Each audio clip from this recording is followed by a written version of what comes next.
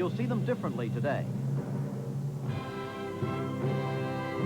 When you've seen Peter Revson, he's been at the wheel of a racing car. And Bob Seagren, everyone knows, is the world. Of course, he's the superstar of stars of the sports. And Joe Frazier was the heavyweight champion of the world until this unexpected in his Jamaica recently. They fit the description of superstar. What if they try another game, one not their own? Well, today from 10 events, you'll see each of superstar beat all around cycle at 121. They'll be bike racing and swimming and running a sprint and a half mile. To play another man's game is difficult and embarrassing and frustrating. But these athletes have agreed to try, and that you can will do. Very hard, because they're competitors to the bone. They're superstars. Will be a community of 50,000 people with 7 golf courses one day, they tell us. Right now, it's still in the growing stages, as you can see. But because of its location and the facilities already available here, it's been chosen as the site for the first annual gathering of the superstars. The weather at the moment will test the stamina of the athletes. It's cold and windy, unseasonable weather, as they say in Florida. Hello, I'm Jim McKay, and as you may be able to tell from the appearance of my hair and my general demeanor, it really is cold and blustery.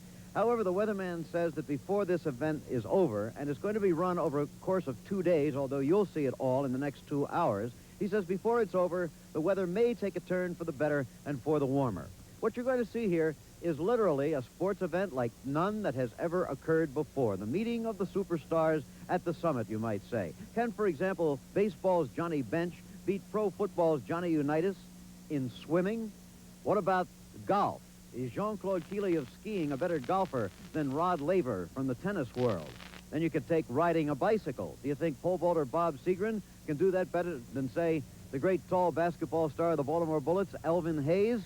Do you suppose that smoking Joe Frazier, the former heavyweight champion of the world, is a better, well, let's say, table tennis player than Rod Gilbert of the New York Rangers? Now, there's some people that claim that racing drivers and bowlers are not really athletes at all. We may find out the answer to that question by watching the performance of Peter Revson and of Jim Stefanich.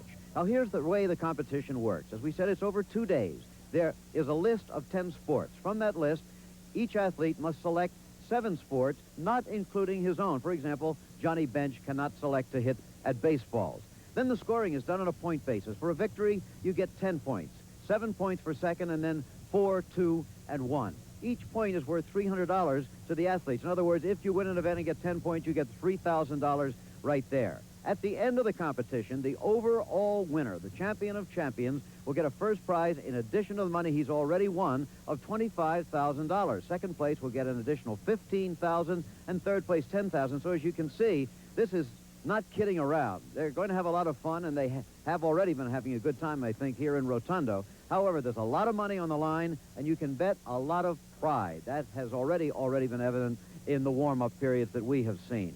By the way, if you think you're pretty good in some of these sports, why don't you keep your own point total? See how you think you could have done against some of the greatest professional athletes in the world. We're going to settle some arguments here today, and I think we're going to have a very good time.